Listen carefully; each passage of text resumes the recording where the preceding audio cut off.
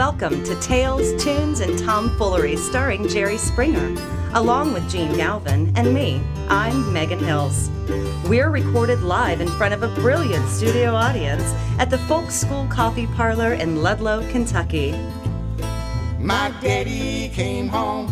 And here he is, ladies and gentlemen, the one and the only Jerry Springer. Oh, thank you. Thank you. Thank you. This is nice. I love the crowd at the, because when we first started doing this, you know, we got two people and one of them we had to pay just to come in here. So now this is really nice. Thanks, Hey, Mom. yeah. We just read on Jerry's phone as we were starting this podcast This is God's episode. truth, yeah. This is hysterical. This comes from CNN. By the way, we're streaming live, so some people are hearing this the night of the Republican Nevada caucus. Others are hearing this on an archive version, and it'll be some weeks after we recorded it. So there's always a lag of at least a week or two or three. These tend to stack up a bit. But as the Nevada caucuses are occurring or about to occur, a CNN reporter made this reference. Please read it, Jerry. This is your email. Jerry, just heard CNN refer to the political process going on right now as the Jerry Springerization of the new age of politics.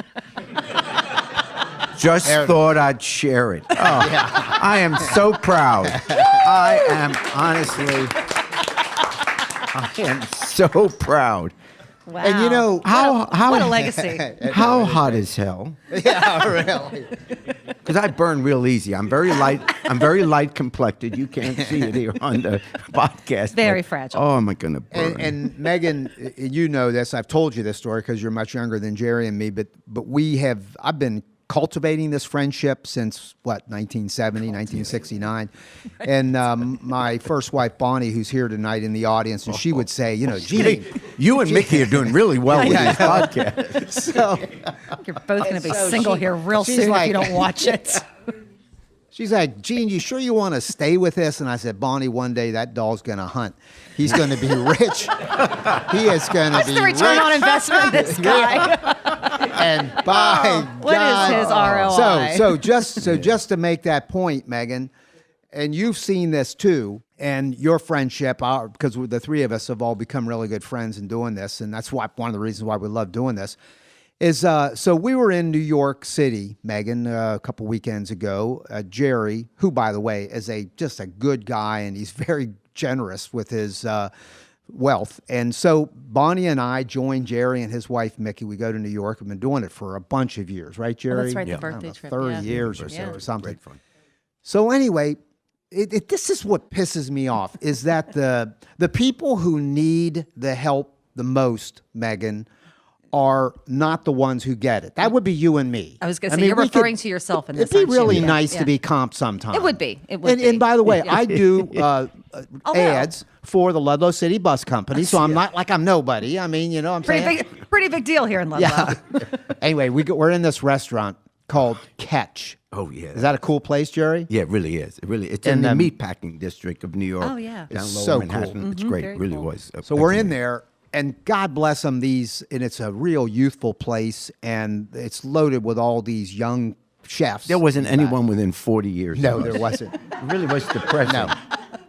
And they brought wave after wave of food, Megan, each brought out by a different chef who was all excited, he or she, about I made this and this is my dish. And they come out and lay it out, and they lay it out for the four of us, and they would turn to Jerry and say, hey, this will not be on the bill. That's and it disgusting. one course after another. And I'm like, why the hell does he get Right, this? well, same thing happened at Skyline after the show. Is that not true? Absolutely. When we get on the Skyline down the road, and I mean, how much is the cheese going to be? Like $1.69. Yeah, right. And we're Right. sitting there, and we're But having we our- would take it free, wouldn't we? If they comped us. Absolutely. Yeah. We would take it. Absolutely. I'm embarrassed. I didn't realize that. When you go to a restaurant, they charge you They for the do. food? They do. They charge me. They do. That is so And weird. Megan, that night was the night It's rough out there, sir. because I have we to tell you. we alternate, because I'm willing to grab a check with him if it's like Skyline. I mean, if it's Right. $10 check, hell yeah, I'm talking I real got big, this. And when we're in New York at lunch, we're at T-Bone's on Oh, yeah, yeah. Queens Boulevard. Great Yes. place, by the way. Yes. I had the meatloaf. That Not a was great. $10 lunch for 3 people, though. Anyway, I'm assuming. hey, let's don't talk down T-bones. We like T-bones. We right? do, we do. I went there, we make this pilgrimage to my old neighborhood every year on the birthday. And literally to the apartment house I grew up in and yeah. the whole thing. It's just a fun thing. And then we go to this place, the T-Bone Diner in Forest Hills. And it's a place that we, when I was in high school, we'd all hang out there. Well, it hasn't changed. But I'm quick to grab the check. I got this. It's a nice place, but the meatloaf. Not that right. Well, you're in a delicatessen. You want to have a delicatessen food. You don't want to go in and get a burger. Right, yeah. So I had the meat. You changed your order for the meatloaf. Oh, I was going to do something else. It's like You- meatloaf and people could have been hurt mashed by that. potatoes. And I switched up the cream corn for the broccoli. I'd switch that up. I thought it was great, but I was telling Jerry and Micki and Bonnie that when I worked in the public school district for my whole life, and I got a buddy of mine, Phil Sinkovich, who worked in another district, happens to be in the audience here, and I'm going to look over and see if he agrees with this, but I loved having lunch in the cafeteria the whole time I worked in public schools as a staff Oh, my member. God. And I kind of...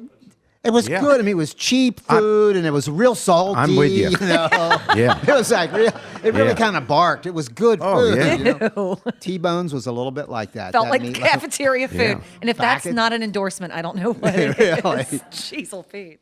Hey, speaking of Micki, your lovely wife, who is both a saint and a really cool person. And a very good cook. And a great cook.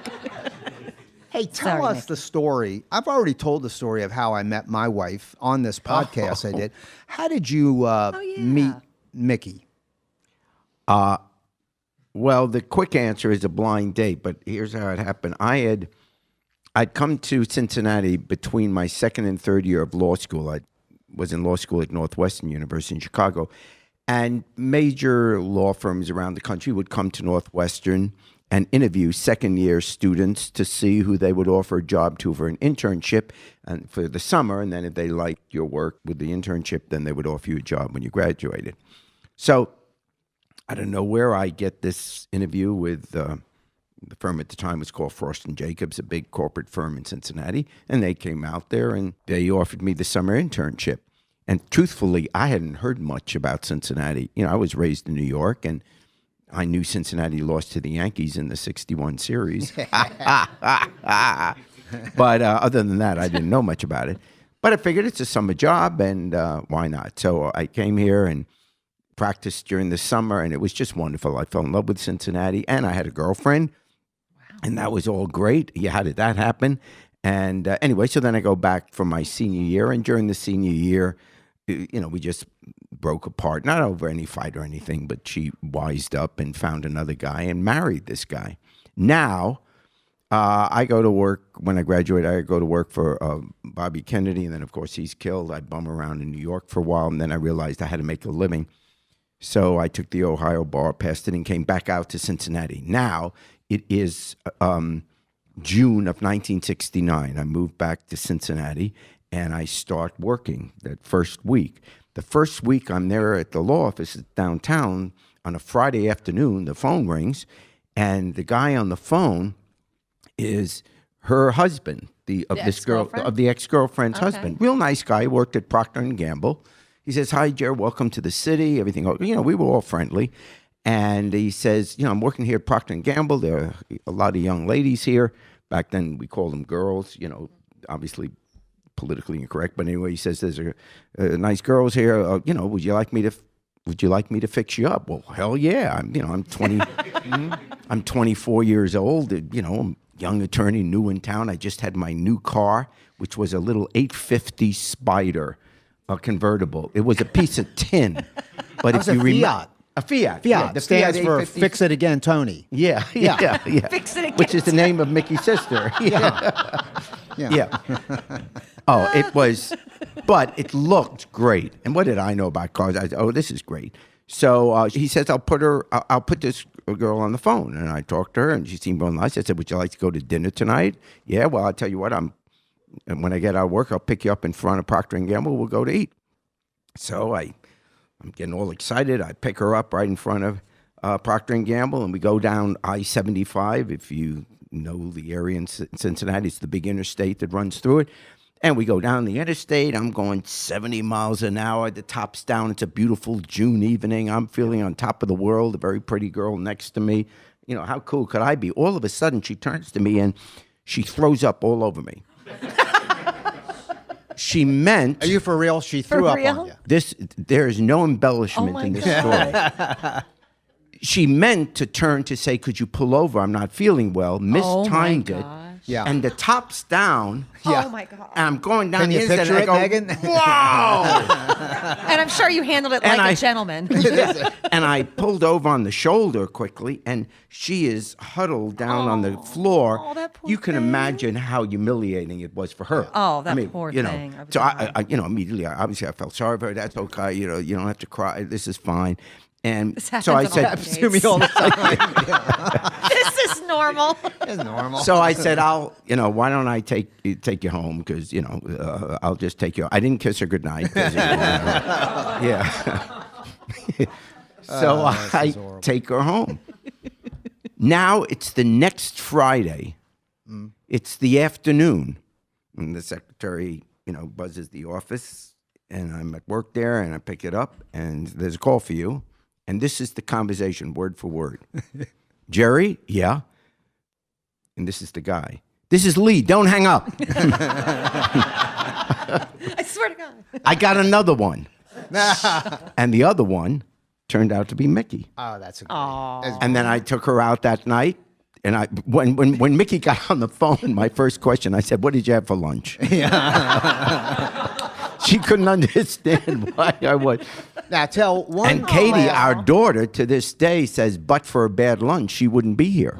Because it's probably true. Paula, the name of the woman, I won't give the last name, a lovely lady, 30 years later, I'm giving a speech here in Cincinnati. And after the speech, people come up and talk, take pictures, whatever. And this woman comes up, middle-aged woman, and says, I don't know if you remember me. And all of a sudden I go, Paula! And she goes, oh, no, you remember.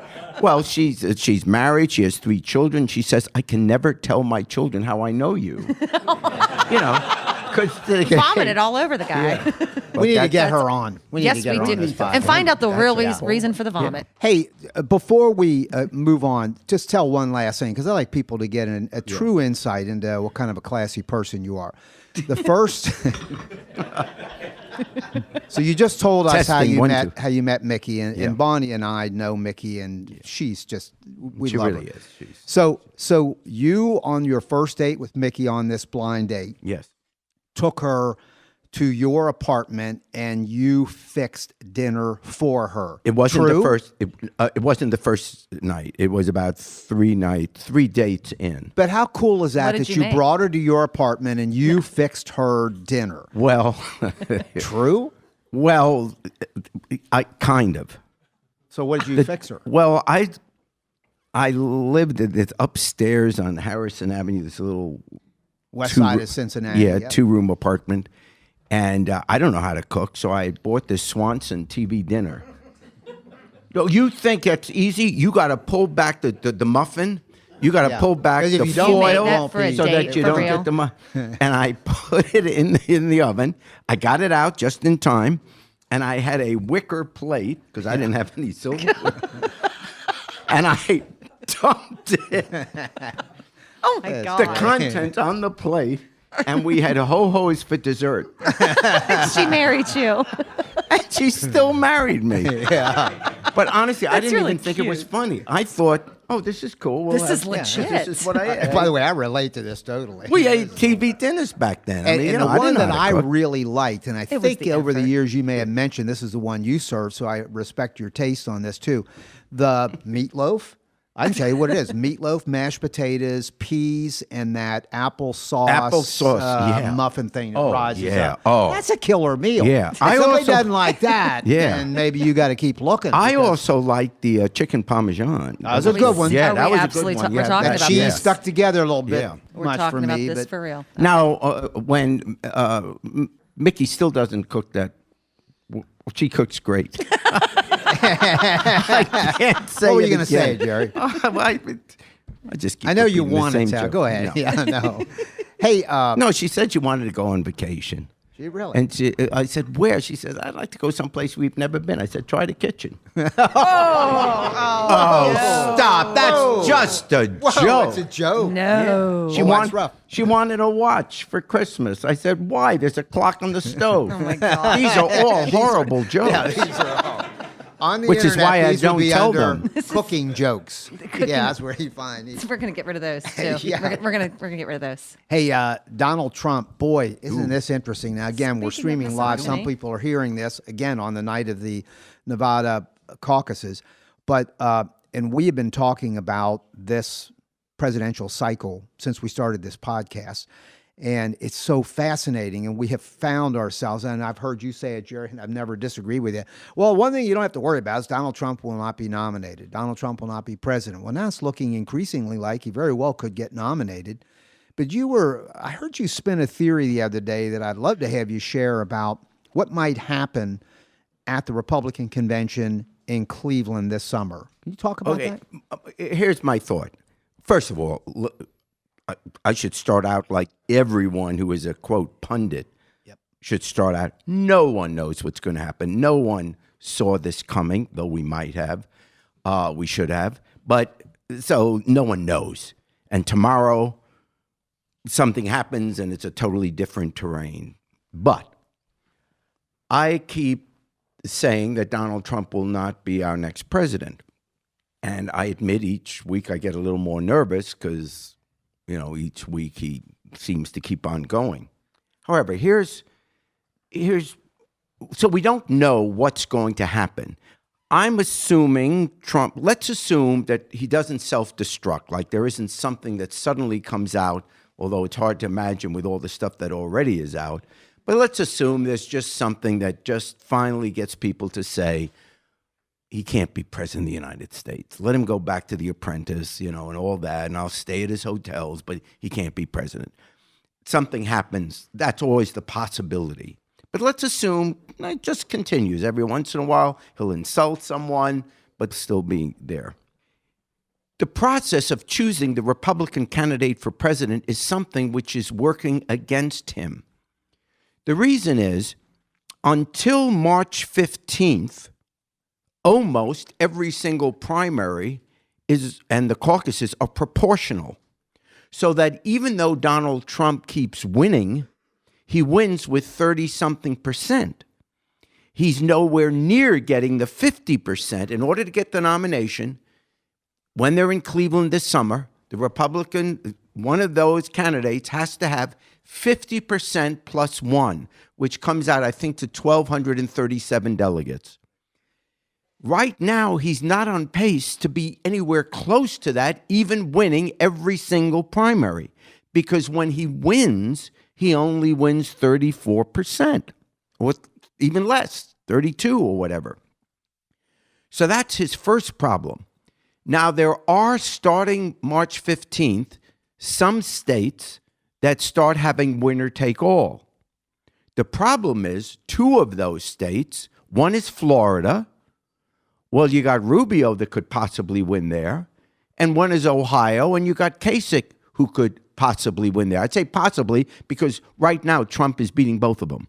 In polls, Trump is ahead of both Kasich in Ohio and Rubio in Florida by about 5 or 6 percentage points. In other words, it's close, but it's possible. So the more likely scenario is, and Kasich, even though he's under great pressure, Kasich has no reason to pull out right now. He might as well wait to see how he does in Ohio, because if he wins in Ohio, he won't have enough delegates to get the nomination, but he can be a player at the convention and possibly even get himself on as a vice presidential candidate to whoever wins. So that's a possibility, because Kasich fits as a VP because no one else hates him. He's not, you know what I mean? He's not on the anti list of it. He hasn't been the one really going after Trump. And he hasn't been the one really going after, he hasn't gotten into the fight that took place between Cruz and Rubio, et cetera. So or Bush. So he's in a fairly good position to be acceptable. And so he probably stays in. So you have to look at that and say, how does Trump ever get 50% of the delegates? The only way he can get the nomination is that at the convention then, the other candidates, because they're bound on the first ballot, except the superdelegates. And the Repubs, I think, have about 150 superdelegates. Now, you have to assume the superdelegates are basically establishment guys. Well, they are. The superdelegates are Republican office holders, and leaders around the country. That's the establishment. They're the ones who don't want Trump. So again, without that 150, how does Trump ever get to 50% of all the delegates?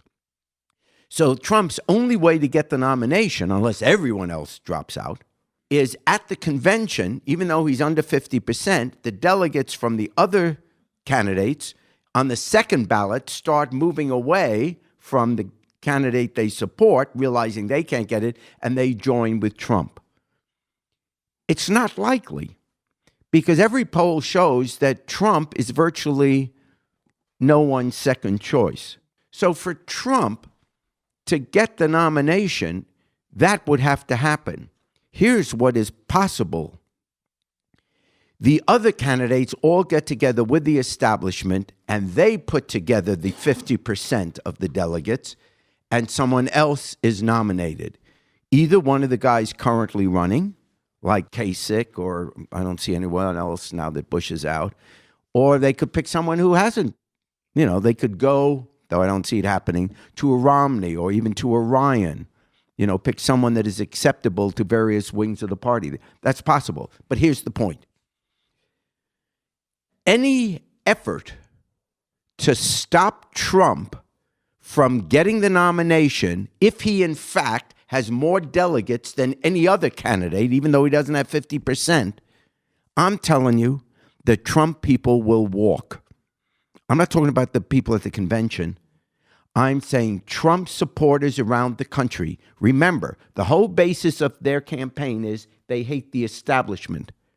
And if the establishment gets together at the convention and stops him from having the nomination, even though his 34% is more than any other candidates, they will say once again, the establishment is ripping us off. Now, they're not going to go out and vote for Hillary, but they'll stay home.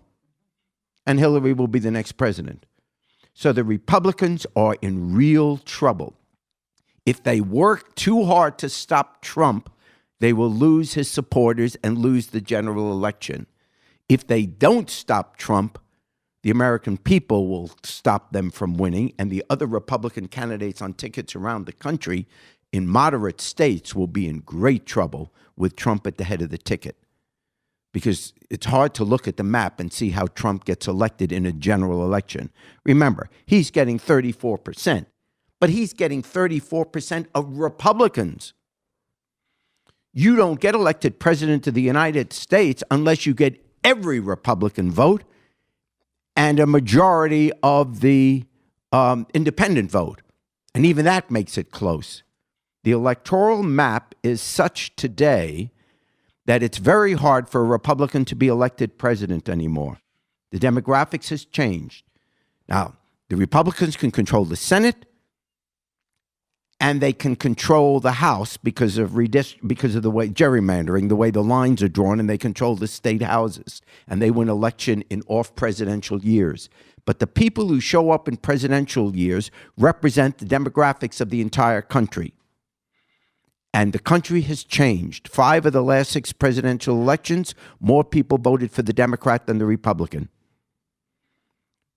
We are going to have Democratic presidents, barring some event that we haven't thought about yet or hasn't happened yet. But the country is Democrat in terms of the presidency. It's because a lot of people don't vote in off-year elections that we get a Republican House, and a Republican Senate. Although the Senate may possibly change. So that's what I see happening. I don't see Trump getting the nomination. But if he does, and they try and stop it, I don't see him winning the presidency, because if If they give it to someone else, the Republicans walk. If he's the candidate, they lose. And that's the dilemma they're in. I think that's really good and a little deeper thinking on figuring out those numbers that the Trump supporters, and I actually think their convention could be a freaking mess because of what you're talking about. Not only will the Trump voters, and one of the things he's doing is he's bringing in some new voters, some really angry people. They're certainly not the profile that I identify with, but he's drawing in people. And those people won't play nice. They don't know politics. They've never been through this before. A lot of us who've been through this, we're kind of resilient. We're big boys and girls where we can say, all right, I lost this one, but I'll be around for the next one. And you kind of roll with it and you compromise your views and you support somebody else. You're right. They feel no loyalty to the Republican Party. In fact, they're involved because they don't like the establishment. Look what happened to Bush, who, in fairness to Jeb Bush, was probably one of the two grown-ups on the Republican side running for office. Yeah. I'm no fan. I was no fan of George Bush, and I don't like the policies of what Jeb Bush would have put in. But he's a decent, responsible, bright grown-up. It's a Republican point of view, but you could see him as a president. So, and look what they did to him. 7% of the vote in South Carolina, where his brother was, incredibly popular. So this Trump movement is more anti-Republican than it is anti-Democrat. Oh, absolutely. Because they feel that they've been lied to by the Republicans. The Dems they knew would never support him. Yeah, this is something that's really, just one other thing on Trump that's scaring the hell out of me. He said yesterday, as they were taking out a protester who was probably obnoxious, and, I think it might have been the guy that pulled the plug on the lights. And anyway, and Trump said, I like to punch him in his face. He said that. And that's, on Huffington Post, Politico, Daily Coast. Jerry Springerization of our political system. Man, you know what? You are the cause of this. It's true. I'm You are the fall of Western Jerry, civilization. Oh, my gosh. I hate this thing, and so I'm going to use this as a metaphor, and I'm going to run from it real fast. This thing where you start comparing people to Hitler. I hate it when that's done because it's so extreme, and frankly, it cheapens the horror of what Hitler really did. So that's the first reason to do it. When you have a guy who is that populist and who is that ugly and at times racist and classist that he would talk about, it makes me think of a speech that Hitler would give. Of, I like to jack that guy. And then there have been incidents at his rallies where people are on the ground fighting and he's cheering on his own people as they're kicking the crap out of the people that are on the ground. That is not only unpresidential, which of course it is. Yeah. That's beyond that. Yeah. This guy is scary. I'm not saying scary like what if he's president, because I can't call this any more than anybody else. We've all been so wrong about it. But this guy taps into the ugliness, the darkest of us. Yeah, the only thing which helps me sleep at night, and why I understand where you're going with that. The reason, the comparison, other than the degree, is not right. I would simply say that with Trump, I'm not sure he believes anything he's saying. Trump is a showman. And Trump realizes this works. And, if I got a joke that's working, I go with a joke. Sometimes I go with jokes that don't work. So when was that day? Yeah. So he's going with his shtick. He doesn't believe, because some of what he's saying is anti-Republican, anti-conservative. He doesn't have any political philosophy. It's all about Trump, which makes him different than most dictators who do have a horrific philosophy, et cetera. So that's the only thing. What I think would happen if Trump were president, I think he'd be a president with virtually no power. Because I think and presidents who are wonderful have limited power. But this president, there'd be nothing with him, no one with him in the Senate, no one with him even in the House, in the military establishment, everything. They say we have a crazy man in, and so that's the way I look at it is one, I don't think he ever gets elected. And two, if he got elected, there would be so much movement not to give him any power. There are too many rational people still in government. Philosophy aside, I think the Republican establishment would say, this is going to be the end of our party unless we deal with this. It's just like they turned on Nixon.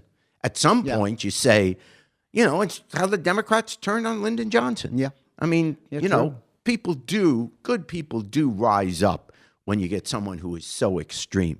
The only thing which doesn't scare me about Trump is maybe because I know him a little bit. He's a showman. And, if you met him in person and he stayed away from his racial comments, what's the best show? Is this going to work? Let's do this. You had said on a few podcasts ago you didn't really believe that he wanted to be president. Do you still think that, or do you think it's gone to a point now where he's tasting it and it's getting further? I think he's tasting it. I think in the beginning he just enjoyed the attention and anyone who runs for president at some level is an egomaniac, and the more mature people can control it. But you have to imagine what goes through your mind to think I can be leader of the free world. I mean, when you're sitting alone in the room and you're not trying to impress anyone, you're probably getting up in the morning going, holy shit, what do I do? Right. I would hope so. I would hope that the president does that. So Trump has had to have had these feelings. And every once in a while, particularly like after he didn't do, which primary didn't he win? Iowa. Yeah. You start to see a little crack in he says the same words, but remember what we said after he lost Iowa? Mm-hmm. We said if he doesn't win New Hampshire, it's over, because his whole shtick is he's a winner. Right. As soon as he loses one or two in a row, I think he's done. He's got nothing else to sell. No one's going to vote for him because he's got the best policies. No one knows what his policies are except building a wall. It's voting. People are voting for him because, and I get it, resentment is the most powerful force in politics.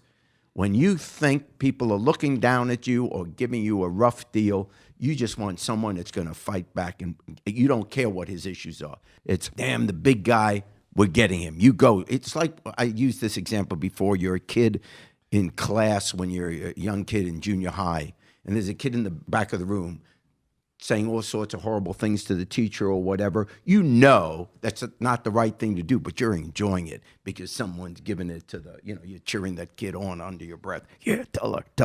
Yeah. And that's the way people are looking at Trump. He's giving it to the big guy. Here's someone with equal resources can take on. That whole thing against Jeb Bush, if that wasn't resentment, what else was it? Well, Jerry, here's... I agree with you that showman thing drives him. But I worry, and I hope I'm wrong about this and time will tell, that at his core, he's a punk and a bully. And bullies are. And I knew people like this, we all did, as we grew up. Just punks and bullies. And sometimes the biggest punks and bullies were the ones that got that power. Sometimes it might have been physical prowess. It might have been a variety of things. Glibness, athleticism, sometimes money. And I wonder if at his core he has some of this darkness and punkiness, and I would hate to have that in the presidency. By the way, I can roll sometimes with the showmanship, particularly if it's carrying to a victory that something I agree with. But being just a bully, you were talking about Barack Obama before. He's the exact opposite of that. He's a good guy. He's frankly, a good role model. He expresses through his life idealism. And Trump just strikes me as a punk. And I just can't imagine that becoming the leader of I can't either. I agree. Well, that's what I worry about. No, that's a side of this that I got my eye on. I think our government, because otherwise I don't sleep at night. I'm holding on to the notion that our government there are too many responsible, powerful people in powerful positions that can stop a president from doing anything crazy. Checks and balances. Yeah, and even within the administration, even within the person that has the black bag, trust me, they're not going to let his finger on the button.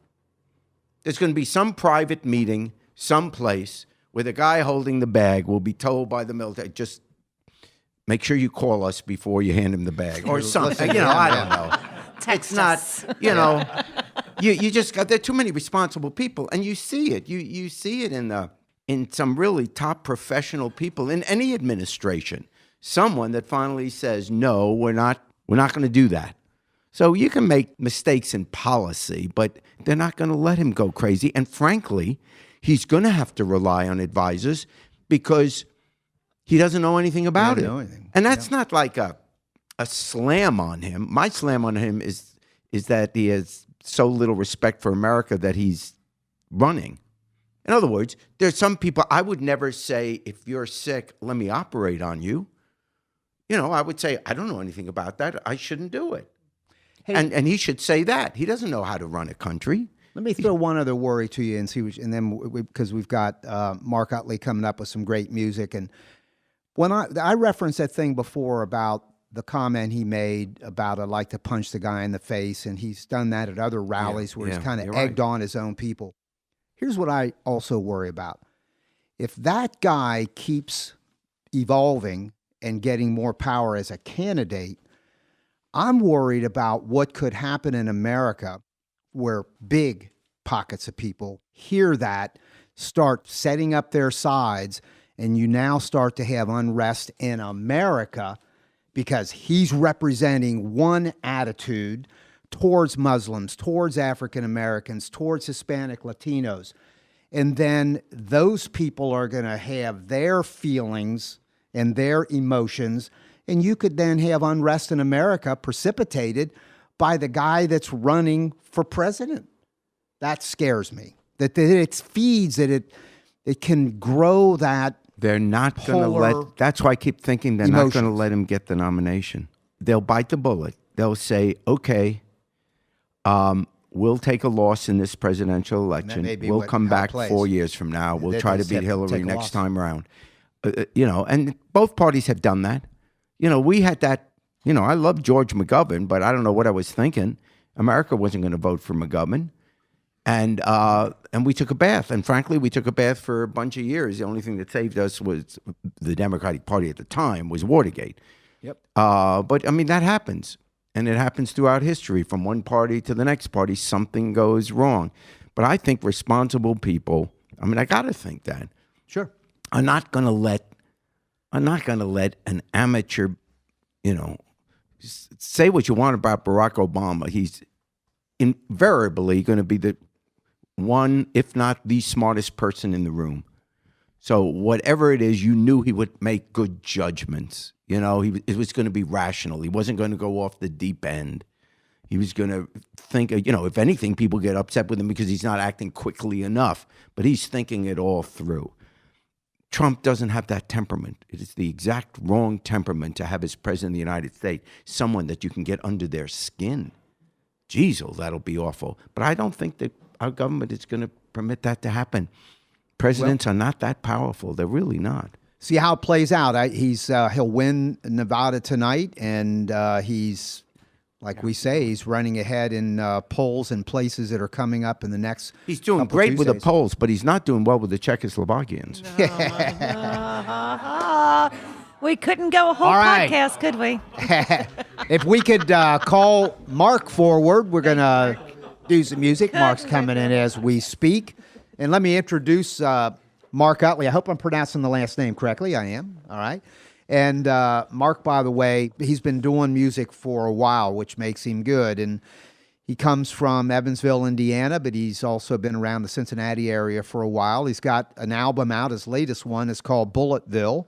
His website is markutley.com, MarkUtley, associated with a couple of other bands, Magnolia Mountain and also Bulletville. And Mark, please start us off with a song. Welcome. Thank you.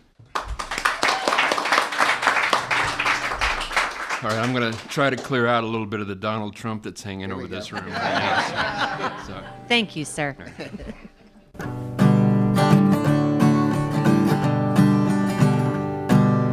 When I was a young boy, my father said to me, always be an honest working man. From the east East Kentucky coal mines to the California sunshine, he said, there is enough for us all. So my family kept on working and they bought a modest home. And it was there they raised a family. They kept on working harder for their little son and daughter, so there'd be enough for us all.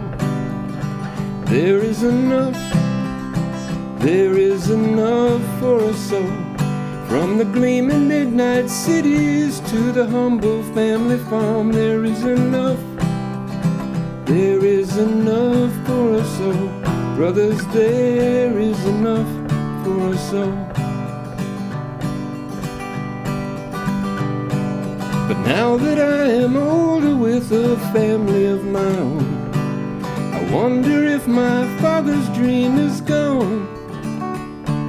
When all the jobs are leaving, it gets hard to keep believing that there is enough for us all.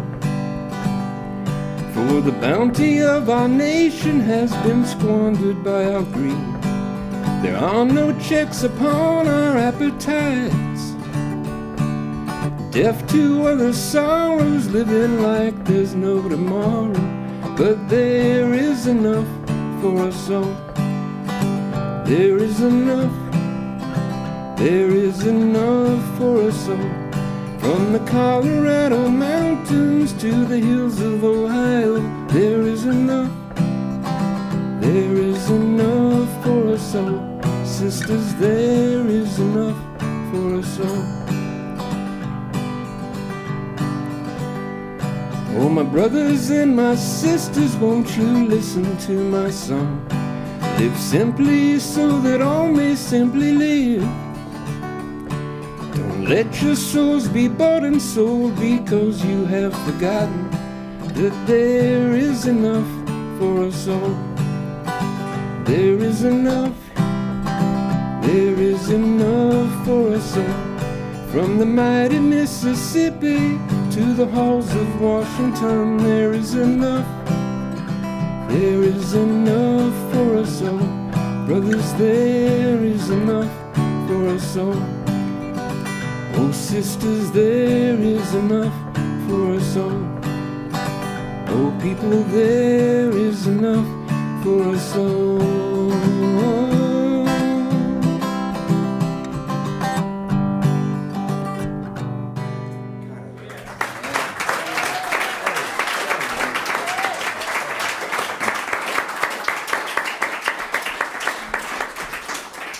Mark Utley, something tells me Mark feels the burn. You know what I'm saying? He probably feels the burn. Yeah, you can Mark say that, may yeah. just feel the burn. Yeah. Yeah, since FDR is not around anymore, I'm definitely. Yeah, that is. I agree with you, Jerry. That's a very cool song. You know, kind of Woody Guthrie-ish. Just very beautiful. Well, how long ago did you write that, by the way? I wrote that in 2010. I actually wrote it for a band called the Tillers. I was gonna say that's on the Tillers Yeah, album. and they recorded it on their kidding. By the Signs album. It's a good song. And I've never recorded it myself. I just thought it would work here. Yeah, So, and the Tillers are known, certainly in this area, and they've been Yeah. on our podcast. We love the Tillers, and yeah, they're good very friends of cool. mine.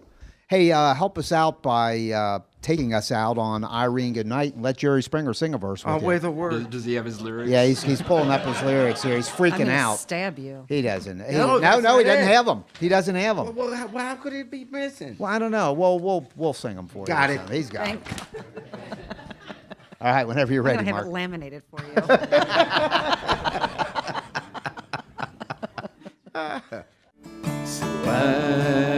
Irene, good night. Irene, good night. You've been listening to Tales, Tunes, and Tomfoolery, recorded live at the Folk School Coffee Parlor in Ludlow, Kentucky. Thanks to Patrick Kennedy for writing our opening song, and to you for listening. Check out our website at jerryspringer.com. Sometimes I live in the country, and sometimes I live in town. Sometimes I take a great notion to in the river and drown. So Irene, good night. Irene, good night. Good night, Irene. Good night, Irene. I'll see you in my dreams. You all come back now.